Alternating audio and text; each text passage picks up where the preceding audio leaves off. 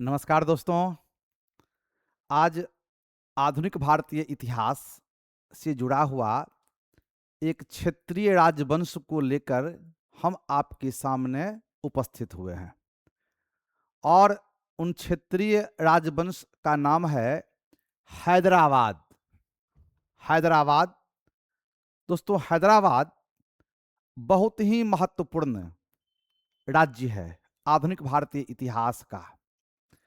तो सबसे पहले हम हैदराबाद के विषय में एक संक्षिप्त जानकारी आपको हम देंगे और इस जानकारी के उपरांत आपको हम इस टॉपिक से जुड़ा हुआ जितना भी प्रश्न, ऑब्जेक्टिव प्रश्न बन सकता है, हम विस्तार से उन तमाम क्वेश्चन की चर्चा करेंगे और विश्वास दिलाते हैं आपको हम कि हैदराबाद से जुड़ा हुआ जो भी सवाल पूछा जाएगा, निश्चित तौर पर आप उन तमाम प्रश्न का उत्तर इस PYQ से आप दे सकते हैं। तो अंत तक आप जुड़े रहेंगे और संकल्प सिविल सर्विसेज के माध्यम से जो आपको दिशा निर्देश मिल रहा है, आप अवश्य फॉलो करेंगे। हम आपको आश्वस्त करते हैं कि आपकी सफलता में हमारा प्रयास, संकल्प का प्रयास अहम भूमिका निभाएगा। दोस्तों, हैदराबाद राज्य की स्थापना अगर हम इतिहास में खोजें तो 1591 ईस्वी में इस राज्य की स्थापना हुई, कुली शाह के द्वारा किया गया था। लेकिन हमारा संदर्भ आज का है आधुनिक भारत के संदर्भ में हैदराबाद, और इसमें आपको बता दें कि जब मुगल बादशाह मोहम्मद शाह रंगीला थे, उन्हीं के समय हैदराबाद में स्वतंत्र राज्य की स्थापना 1724 ईस्वी में हुई थी और इसकी स्थापना क्या था, निजाम उल मुल्क, और निजाम उल मुल्क को चिनकिलीज खां के नाम से जानते हैं। आने वाले समय में मुगल बादशाह मोहम्मद शाह रंगीला के द्वारा उन्हें अपना वायसराय नियुक्त किया गया और जब भारत के ऊपर नादिर शाह ने आक्रमण किया 1739 में, तो मुगल बादशाह की ओर से लड़ने वाले एक महान सेनानायक निजाम उल मुल्क भी थे। दोस्तों, 1748 ईस्वी में निजाम उल मुल्क की मृत्यु हो गई और इनके मृत्यु के बाद उत्तराधिकार के लिए इनके पुत्र नासिर जंग और पोता मुजफ्फर जंग के बीच संघर्ष होने लगे और अंतिम सफलता इसमें मुजफ्फर जंग को मिली, लेकिन फ्रांसीसियों की सहायता से। और इसी के साथ आप देखेंगे कि फ्रांसीसियों का हस्तक्षेप हैदराबाद राज्य में होने लगा, जो आने वाले समय में हैदराबाद के लिए, भारत के लिए बहुत ही विनाशकारी इसे कहा जा सकता है। दोस्तों, आने वाले समय में आप देखेंगे कि अंग्रेजी ईस्ट इंडिया कंपनी की कुदृष्टि हैदराबाद पर पड़ी और हैदराबाद को उन्होंने 1798 ईस्वी में सहायक संधि करने के लिए बाध्य किया और लॉर्ड वेलेजली के द्वारा भारत में आरंभ किया गया सहायक संधि के तहत हैदराबाद पहला राज्य था जिन्होंने अंग्रेजी ईस्ट इंडिया कंपनी की अधीनता मान ली और अपने राज्य में अंग्रेजी फौज को रहने का अनुमति दे दिया। और यह भी हैदराबाद के लिए, भारत के लिए बहुत ही आत्मघाती कदम था। दोस्तों, सिलसिलाएं चलती रही और अंत में आप देखिएगा जब भारत को आज़ादी मिली तो लगभग 565 देशी रियासत था, इसमें सबसे बड़ी देशी रियासत हैदराबाद थी और हैदराबाद स्वतंत्र रहने का निर्णय लिया। न भारत में मिला न पाकिस्तान में, स्वतंत्र रहने का निर्णय लिया, लेकिन भारत सरकार को यह बर्दाश्त नहीं था और अंततः सरदार वल्लभ भाई पटेल ने 1948 ईस्वी में ऑपरेशन पोलो के तहत हैदराबाद राज्य को भारतीय संघ में विलय कर लिया गया। तो संक्षिप्त में हमने हैदराबाद की जानकारी दी। अब इस टॉपिक से जुड़ा हुआ जितने भी ऑब्जेक्टिव सवाल बन सकते हैं, बड़े इत्मीनान के साथ हम चर्चा करते हैं। बड़ा प्रेम से, बड़ा ध्यान से आप सुनिए, आनंद लीजिए और सफलता में हैदराबाद से जुड़ा हुआ जो सवाल पूछा जाएगा उसका उत्तर बना करके अपनी सफलता का मार्ग को प्रशस्त कीजिए। दोस्तों, अब बिना देरी किए हुए हम आते हैं बिल्कुल कि किस प्रकार से हैदराबाद राज्य के विषय में हम देखें, और हैदराबाद राज्य के विषय में हम आपको बताएं कि इस से जो पहला सवाल बन सकता है उसके विषय में हम चर्चा करेंगे। हैदराबाद के बारे में जो पहला सवाल है, और सबसे पहले आपको हम बताएं हैदराबाद के विषय में कि प्रश्न पूछ रहा है कि 1724 ईस्वी में हैदराबाद में स्वतंत्र सत्ता की स्थापना किसने की। बड़ा इंपॉर्टेंट ये सवाल है, और इसका सही उत्तर होगा दोस्तों निजाम उल मुल्क, यानी कि बी उत्तर इसका होगा निजाम उल मुल्क। पहले भी बताया आपको हम कि निजाम उल मुल्क ने 1724 ईस्वी में हैदराबाद नामक स्वतंत्र सत्ता की स्थापना कर लिया, और इस प्रकार उत्तर इसका बी सही हो जाएगा, बी। और जहां तक सवाल है बुरहान उल मुल्क का, इन्होंने अवध राज्य की स्थापना की थी। इसी प्रकार बाकी का अपना अपना अलग अलग संदर्भ होगा। दोस्तों, अगला सवाल के तौर पर हम चर्चा करें आपसे, और वो सवाल नंबर होगा 2, और सवाल नंबर जो 2 होगा, तो सवाल नंबर 2 और दूसरा सवाल है कि निजाम उल मुल्क का मूल नाम क्या था। जी हाँ दोस्तों, बड़ा ये इंपॉर्टेंट है कि निजाम उल मुल्क का दूसरा नाम क्या था। तो इसका मूल नाम, इसका जो मूल नाम था चिनकिलीज खां। चिनकिलीज, इसका मूल नाम चिनकिलीज खां था, और चिनकिलीज खां ही निजाम उल मुल्क के नाम से अपने को हैदराबाद का शासक घोषित किया। और तैमूरचीनी, आजम खान, रफीउद्दर्जात अलग अलग व्यक्तियों का ये नाम है। दोस्तों, अगले प्रश्न की ओर हम बढ़ते हैं, और ये तीसरा सवाल है। और ये जो तीसरा सवाल है, इसके तहत हम आपको बताएं कि थर्ड सवाल है कि निजाम उल मुल्क किस वंश से संबंधित था, किस वंश से इसका संबंध था। और इसका सही उत्तर होगा कि निजाम उल मुल्क आसफ जाही वंश, आसफ जाही, यानी कि इसका सही उत्तर हो जाएगा सी, आसफ जाही वंश से संबंधित था। और आप इस बात को समझें कि निजाम उल मुल्क को आसफ जाह की उपाधि मुगल बादशाह मोहम्मद शाह रंगीला के द्वारा दिया गया था, और इसीलिए कहते हैं कि आसफ जाही वंश का संस्थापक निजाम उल मुल्क था। जहां तक सवाल है अफरसियाब वंश का, तो बलबन इस वंश का था। इलबरी वंश जो है, इसका संबंध इल्तुतमिश के साथ था। तो अलग अलग लोगों से संबंधित था। इस प्रश्न का उत्तर याद रखिएगा कि निजाम उल मुल्क अफर आसफ जाही वंश से संबंधित था। बड़ा महत्वपूर्ण सवाल है, अक्सर ये प्रश्न पूछा भी जाता है, तो आप निश्चित तौर पर इसका ध्यान रखिएगा कि ऐसे ऐसे सवाल बिल्कुल आप मिस ना करें। और चौथा सवाल के तौर पर अब हम चर्चा करेंगे कि ये सवाल है, चौथा सवाल, कि दक्षिण भारत में स्वतंत्र राज्य की स्थापना का सपना पहली बार किसने देखा। बड़ा इंपॉर्टेंट सवाल चौथा है दोस्तों, बहुत महत्वपूर्ण सवाल है। ये तो हर कोई जानते हैं कि दक्षिण भारत में हैदराबाद स्वतंत्रता की स्थापना निजाम उल मुल्क ने किया, लेकिन उससे पहले ये जानने का प्रश्न है कि दक्षिण भारत में स्वतंत्र राज्य की स्थापना का सपना पहली बार किसने देखा। तो इसका सही उत्तर होगा दोस्तों जुल्फिकार खां, यानी कि डी, जुल्फिकार खां इसका सही उत्तर होगा। और आप देखिएगा कि जुल्फिकार खां आरंभ से ही ये चाह रहा था कि दक्षिण भारत में एक स्वतंत्र सत्ता की स्थापना हम करें, लेकिन दुर्भाग्य से 1712 ईस्वी में, 13 ईस्वी में उनका निधन हो गया, और इसलिए उनका यह सपना पूरा नहीं हो सका। और अंत में उनके इस सपना को पूरा किया निजामुल मुल्क ने। इसका सही उत्तर हो जाएगा जुल्फिकार खान। दोस्तों, अगले सवाल के तौर पर जो हम चर्चा करेंगे वो सवाल होगा क्वेश्चन नंबर 5, और पांचवा सवाल होगा कि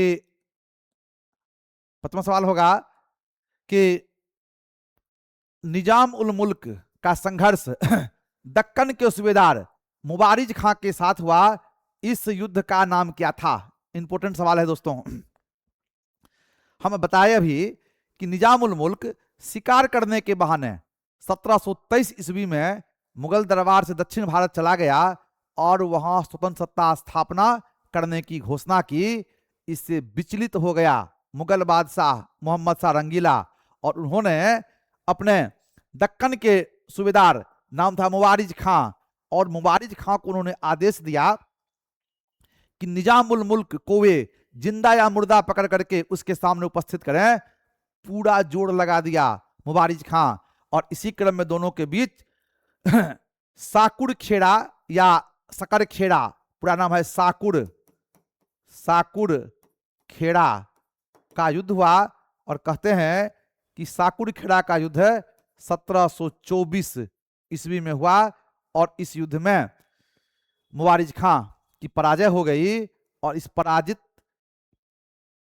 मुगल सेना को एक तरह से लगा मोहम्मद शाह रंगीला को, मुगल बादशाह को, कि दक्षिण भारत में निजाम उल मुल्क ही वास्तविक रूप से शासन अब चला सकता है। उसे एक्सेप्ट करना पड़ा, स्वीकार करना पड़ा और अंततः उन्होंने निजाम उल मुल्क को दक्कन का वायसराय मान लिया तथा उन्हें आसफ जाह की उपाधि दी। तो दोस्तों इसका सही उत्तर हो जाएगा कि निजाम उल मुल्क का दक्कन के सूबेदार मुबारिज खां के साथ संघर्ष हुआ। उस संघर्ष का नाम था सकरखेड़ा या साकुड़ खेड़ा का युद्ध। दोस्तों अगले सवाल के तौर पर जो हम चर्चा करेंगे उसका नाम होगा, प्रश्न होगा छठा ये सवाल होगा और प्रश्न है निजाम उल मुल्क को दक्कन का वायसराय किसने नियुक्त किया? बहुत इंपॉर्टेंट सवाल है। दक्कन का वायसराय किसने नियुक्त किया? तो अभी तुरंत बताए थे आपको हम कि 1724 ईस्वी में साकुड़ खेड़ा के युद्ध में जब विजय हासिल किया निजाम उल मुल्क, तो मुगल बादशाह के सामने अब व्यवस्था थी कि वे निजाम उल मुल्क को ही हैदराबाद का राजा माने, वहां का निजाम माने। वो स्वीकार किया और उन्हें दक्कन का वायसराय नियुक्त किया और उसका नाम था मोहम्मद शाह रंगीला या रंगीला बादशाह कहते हैं। वर्ष था 1724, यानी कि निजाम उल मुल्क को दक्कन का वायसराय नियुक्त करने वाला मुगल बादशाह मोहम्मद शाह रंगीला था। जी हाँ दोस्तों, अगले प्रश्न की चर्चा आप करेंगे हम, और वो प्रश्न जो होगा उसका नाम है कि 7वां सवाल है और प्रश्न है कि निजाम उल मुल्क एवं मराठों के बीच 1728 ईस्वी में कौन सा युद्ध हुआ? यानी कि 1728 ईस्वी में हैदराबाद के निजाम उल मुल्क और मराठों के बीच जो युद्ध हुआ, उस युद्ध का नाम था पालखेड़ा का युद्ध। पालखेड़ा। जी हाँ दोस्तों, ये बता दें आपको हम कि जब हैदराबाद में स्वतंत्र सत्ता की स्थापना निजाम उल मुल्क ने कर लिया और मुगल बादशाह ने भी उसे मान्यता दे दी, तो इससे सबसे ज्यादा चुनौती महसूस हुई मराठों को। और मराठा ये प्रयास किया कि निजाम उल मुल्क के बढ़ रही प्रभाव को रोकें। और इसी संदर्भ में आप देखिएगा कि मराठों एवं निजाम उल मुल्क के बीच पालखेड़ा का युद्ध 1728 ईस्वी में हुआ और इस युद्ध में निजाम उल मुल्क की पराजय हुई और अंत में दोनों के बीच एक संधि हुई। और इसी संधि के तहत आप देखेंगे कि निजाम उल मुल्क ने मराठों को चौथ और सरदेशमुखी नामक कर देने का वचन दिया, आश्वासन दिया, यानी कि पालखेड़ा का युद्ध मराठों एवं निजाम उल मुल्क के बीच हुआ। जी हाँ दोस्तों, अगले सवाल के तौर पर अब चर्चा करेंगे हम क्वेश्चन नंबर 8 और आठवां सवाल है कि निजाम उल मुल्क एवं मराठों के बीच कौन सी संधि हुई? कौन सी संधि? जी हाँ दोस्तों, अभी बताया आपको हम कि 1728 ईस्वी में दोनों के बीच पाल खेड़ा का युद्ध हुआ, और इसी पाल खेड़ा का युद्ध का जो अंत हुआ, वो अंत हुआ आपको मुंशी शिवगांव की संधि के तहत। मुंशी शिवगांव, और मुंशी शिवगांव की संधि ने ही पाल खेड़ा के युद्ध का अंत किया, और इसी संधि के तहत चौथ और सरदेशमुखी मराठों को देने का आश्वासन हैदराबाद के निजामुल मुल्क के द्वारा की गई।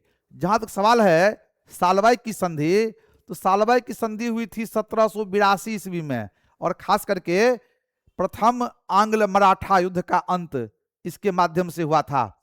इसके बाद अरंडी का जो संधि है वो कर्नाटक से संबंधित है, और पुरंदर की संधि जो है ये 1665 ईस्वी में मुगल बादशाह औरंगजेब के सेनानायक जयसिंह एवं शिवाजी के बीच हुई थी। तो यहां ध्यान रखिएगा कि निजाम उल मुल्क एवं मराठों के बीच मुंशी शिवगांव की संधि हुई थी, और इसी संधि के माध्यम से पालखेड़ा के युद्ध का अंत हुआ। 9वां सवाल है कि निजाम उल मुल्क ने मराठों को कौन सा कर प्रदान किया? तो चर्चा बार बार कर रहे हैं, अभी बताए आपको हम 3 चीज पर आपको ध्यान रखना है मुख्य तौर पर। में सबसे पहला याद रखना है कि 1728 ईस्वी में मराठे एवं निजाम उल मुल्क के बीच पाल खेड़ा का युद्ध हुआ। फिर ध्यान रखना है दोस्तों, इस युद्ध का अंत जो हुआ मुंशी शिव गांव की संधि के तहत, और यह ध्यान रखिएगा कि इस संधि की सबसे बड़ी विशेषता ये थी, इसी संधि के तहत पहली बार हैदराबाद के निजाम ने मराठों को चौथ और सरदेशमुखी नामक कर देने का आश्वासन दिया। दोस्तों चौथ जो होता था मराठों का सबसे इंपॉर्टेंट ये चौथ और सरदेशमुखी नामक कर है, और चौथ जो होता था वो पड़ोस के राज्य, जो भी मराठों के पड़ोसी राज्य थे, वे अपने आमदनी का 1/4 यानी कि 25% टैक्स वे देते थे, यानी कि 1/4 होता था। और सरदेशमुखी वो अपने कुल आमदनी का 1/10वां भाग देता था। तो दोस्तों ये बड़ा इंपॉर्टेंट है चौथ और सरदेशमुखी कर, और पहली बार हैदराबाद के निजाम ने मराठों को ये देने का आश्वासन दिया मुंशी शिवगांव की संधि के तहत ये आश्वासन दिया। जी हाँ दोस्तों, अगला सवाल के तौर पर 9वां सवाल की भी बात किए थे हम, और इसके बाद अब हम लोग 10वां सवाल पर हम लोग आएंगे। और 10वां सवाल होगा दोस्तों कि निजाम उल मुल्क के समय उनके प्रमुख हिंदू दीवान कौन थे?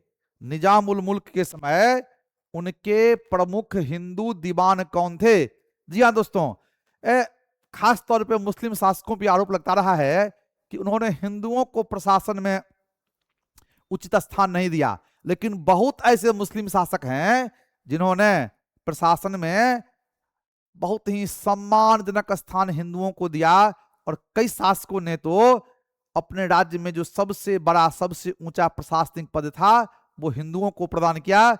और इसमें जहां तक सवाल निजाम उल मुल्क का है, इन्होंने पूरन चंद नामक हिंदू को पूरे साम्राज्य में सबसे जो ऊंचा प्रशासनिक पद है वो प्रदान किया। तो याद रखिएगा कि निजाम उल मुल्क के समय सबसे प्रमुख जो हिंदू दीवान थे, अधिकारी थे, उनका नाम था पूरन चंद वो थे। जी हाँ दोस्तों, अब अगले सवाल की ओर बढ़ते हैं हम, और वो क्वेश्चन होगा क्वेश्चन नंबर 11। और क्वेश्चन 11 है कि निजाम उल मुल्क के बाद हैदराबाद का शासक कौन बना? निश्चित तौर पर यह प्रश्न जो है बड़ा उपयोगी आपके लिए है। 1748 ईस्वी में आप देखेंगे कि हैदराबाद के निजाम उल मुल्क का निधन हो गया, और इनके मृत्यु के बाद उत्तराधिकार का संकट हैदराबाद राज्य में खड़ा हो गया और कहते हैं कि निजामुल मुल्क का पुत्र नासिर जंग और नासिर जंग का भतीजा था मुजफ्फर जंग के बीच उत्तराधिकार के लिए युद्ध होने लगे और इसी युद्ध में अंतिम सफलता मिली मुजफ्फर जंग को ये सफलता मिली और मुजफ्फर जंग ही हैदराबाद का निजाम बना, यानी कि निजाम उल मुल्क के बाद हैदराबाद का शासक मुजफ्फर जंग बना। लेकिन थोड़ी सी चूक क्या हो गई कि फ्रांसीसियों की सहायता से ये नवाब बना था, तो अब फ्रांसीसी ईस्ट इंडिया कंपनी हैदराबाद की राजनीति में खुले तौर पर हस्तक्षेप करना शुरू कर दिया और यह हस्तक्षेप बड़ा महंगा पड़ गया, ना सिर्फ हैदराबाद के लिए, लेकिन आने वाले समय में देखिएगा कि भारतीय सत्ता के लिए भी ये बहुत ही एक तरह से नुकसानदायी साबित हुआ। जी हाँ दोस्तों, अगला सवाल हमारा है कि द्वितीय आंग्ल फ्रांसीसी संघर्ष 1749 से 54 के बाद हैदराबाद में फ्रांसीसी सेना किसके नेतृत्व में रहने लगी। अभी जस्ट चर्चा की थी आपके बीच हम कि फ्रांसीसियों की सहायता से मुजफ्फर जंग हैदराबाद का नवाब बना, इसका बदला तो वसूलेगा वो। और कहते हैं कि दोनों के बीच संधि हुई और इस संधि तक यह तय हुआ कि अब हैदराबाद राज्य में फ्रांसीसी सेना रहेगा और यह सेना बुस्सी के नेतृत्व में रहने लगा। और धीरे धीरे आप देखिएगा कि हैदराबाद पर फ्रांसीसियों ने अपना नियंत्रण बढ़ाने की चेष्टा की। तो कहीं न कहीं जब आपके घर में किसी और का हस्तक्षेप बढ़ जाता है, नुकसान कहीं न कहीं आप ही को उठाना पड़ता है। इसका उत्तर सही हो जाएगा बुस्सी जी। तो अब जो है अगले सवाल की ओर बढ़ते हैं हम, और अगला सवाल है कि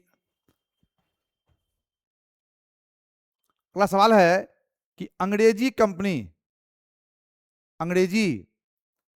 कंपनी के साथ हैदराबाद के निजाम ने सहायक संधि कब किया। जी दोस्तों, एक बात आप समझें, अभी बताए आपको हम, जब एक बार आपको दूसरे की सहायता लेने की आदत पड़ जाती है, अनावश्यक आप सहायता लेते रहते हैं, तो कहीं न कहीं आप पर भारी पड़ेगा ही। और इसी संदर्भ में आप देखिएगा कि आने वाले समय में हैदराबाद के ऊपर अंग्रेजी ईस्ट इंडिया कंपनी ने अपना नियंत्रण बढ़ाना शुरू कर दिया, क्योंकि हैदराबाद अंग्रेजी कंपनी के लिए भौगोलिक दृष्टिकोण से, सामरिक दृष्टिकोण से बड़ा उपयोगी है।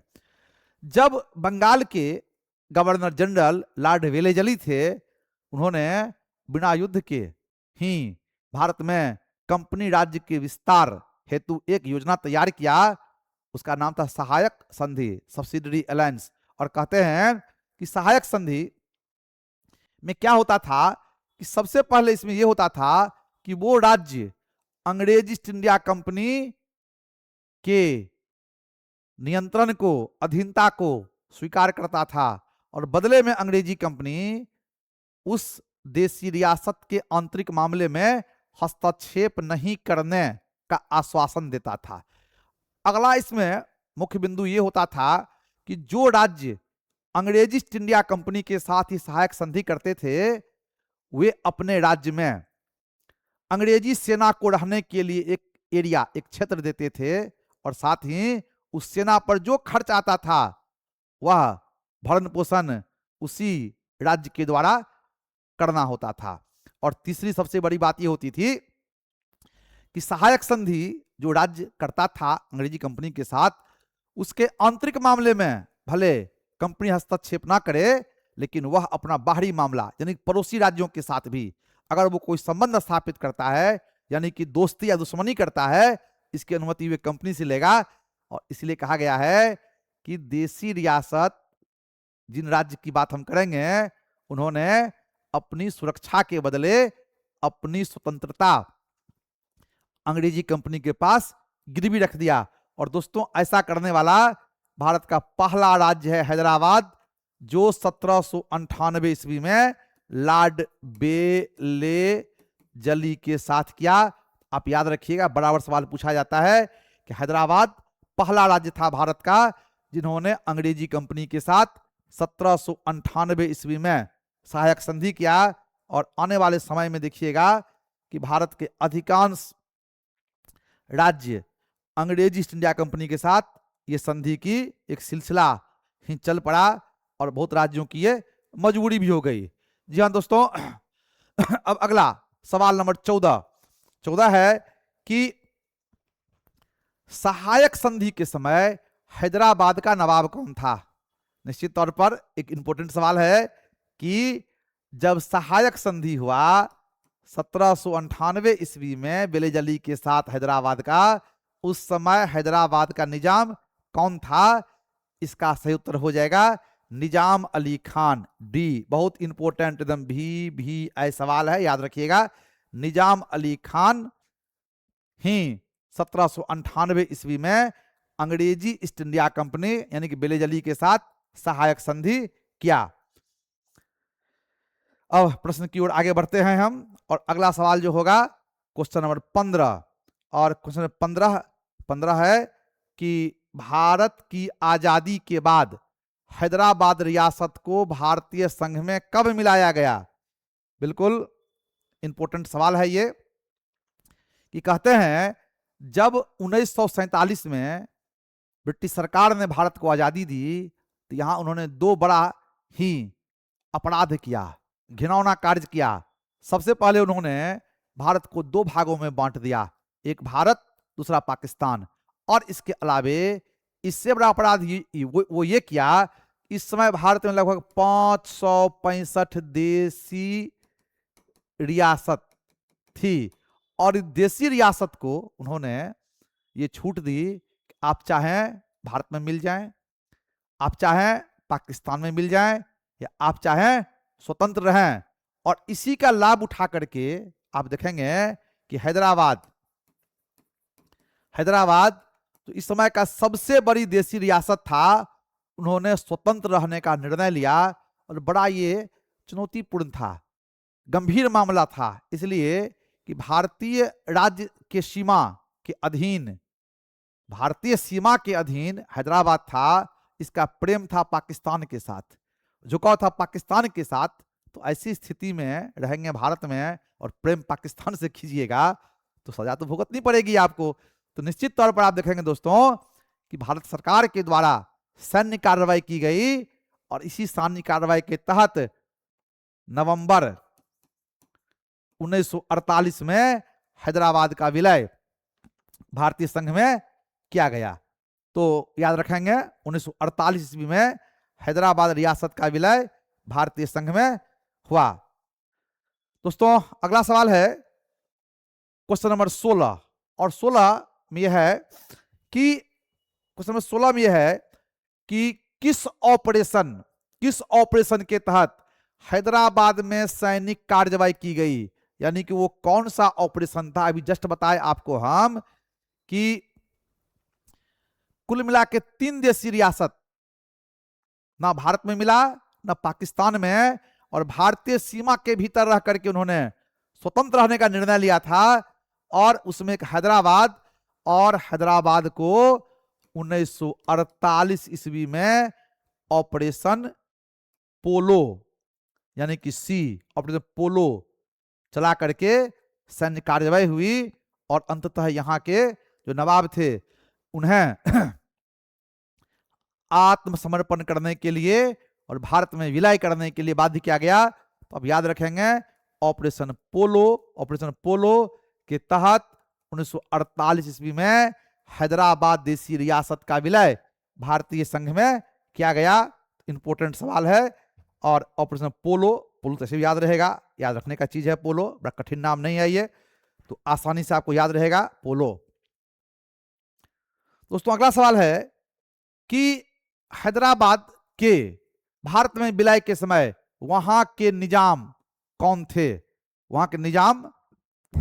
थे, यह भी इंपॉर्टेंट सवाल है। यानी कि जब 1948 ईस्वी में हैदराबाद का भारत में विलय हुआ, उस समय हैदराबाद के निजाम कौन थे, क्योंकि भारतीय संघ में शामिल होने से उन्होंने इनकार कर दिया था। यहाँ दो सवाल बनता है, यहाँ पर ध्यान रखिएगा कि विलय के समय वहां के निजाम कौन थे, या सवाल ऐसे ही पूछा जा सकता है कि हैदराबाद के अंतिम निजाम कौन थे। दोनों का उत्तर एक ही होगा और उत्तर हो जाएगा इसमें ए, यानी कि मीर उस्मान अली खान। मीर उस्मान अली खान 1948 में हैदराबाद का नवाब था, जो अंतिम नवाब था, और इन्होंने ही भारत के साथ विलय पत्र पर हस्ताक्षर किया था। याद रखिएगा, मीर उस्मान अली खान जी। हमारे दोस्तों, अब जो है अगले सवाल की ओर फिर हम बढ़ते हैं, और अगला सवाल जो है वो होगा क्वेश्चन नंबर 18। और 18 जो क्वेश्चन नंबर है, 18 है 18, और क्वेश्चन नंबर 18 ध्यान से समझिएगा कि ये क्वेश्चन है कि 1948 में हैदराबाद में एक मुस्लिम सांप्रदायिक संगठन था। यानी कि जब हैदराबाद रियासत ने भारतीय संघ में विलय से इनकार कर दिया, उस समय आप देखिएगा कि हैदराबाद में एक मुस्लिम सांप्रदायिक संगठन था। उसका क्या नाम था? उसका नाम है इत्तेहाद उल मुस्लिमीन, इत्तेहाद उल मुस्लिमीन। और यह एक तरह से सांप्रदायिक संगठन था, ये एक तरह से उग्रवादी संगठन था। इसका काम था राज्य में आतंक फैलाना, डर का माहौल पैदा करना, और इससे हैदराबाद के निजाम का समर्थन प्राप्त था। बड़ी आपत्तिजनक बात थी, और अंत में इस संगठन को भारतीय सैन्य बल के द्वारा दबा दिया गया। तो अब याद रखिएगा कि इत्तेहाद उल मुस्लिमीन एक संगठन हैदराबाद में थी, जो आजादी के समय और आजादी के बाद हैदराबाद राज्य के ऐसा माहौल बनाने का प्रयास किया कि हैदराबाद भारतीय संघ से अलग रहे। जी हाँ दोस्तों, अगला सवाल जो आज का सवाल है अगला, और उस सवाल के तौर पर हम चर्चा करेंगे क्वेश्चन नंबर 19। और 19 क्वेश्चन नंबर है कि हैदराबाद को भारतीय संघ में मिलाने में सबसे अहम भूमिका किसने निभाया? बहुत महत्वपूर्ण सवाल है कि हैदराबाद ने तो भारतीय संघ में विलय से इनकार कर दिया, पाकिस्तान के प्रति रुझान थी, इसे मिलाना आवश्यक था। इतना चुनौतीपूर्ण कार्य किसने कर दिखाया दोस्तों? तो यह नाम है सरदार वल्लभ भाई पटेल का, यानी कि सी इसका उत्तर होगा। इन्हें लौह पुरुष, आयरन मैन कहते हैं, और इन्होंने ही आप देखेंगे कि हैदराबाद में ऑपरेशन पोलो चला करके, सैन्य कार्यवाही करके, और अंत में हैदराबाद को उन्होंने भारतीय संघ में विलय किया। यानी सरदार वल्लभ भाई पटेल, लौह पुरुष के नाम से इन्हें हम लोग जानते हैं। और आज का हमारा अंतिम सवाल जो हैदराबाद से जुड़ा हुआ है, क्वेश्चन नंबर 20। और क्वेश्चन नंबर जो 20 है उसमें है कि हैदराबाद की भांति अन्य कौन सी देशी रियासत भारतीय संघ में शामिल होने से इनकार कर दिया? और इसका जो सही जवाब होगा, इसमें देखिए क्वेश्चन नंबर ए है जूनागढ़, बी है जम्मू कश्मीर, और एक तो हैदराबाद है ही, यानी कि 3 रियासत की बात हम किए भी थे। इसका सही उत्तर हो जाएगा सी, दोनों। यानी कि हैदराबाद के साथ जूनागढ़ और जम्मू कश्मीर ने भारतीय संघ में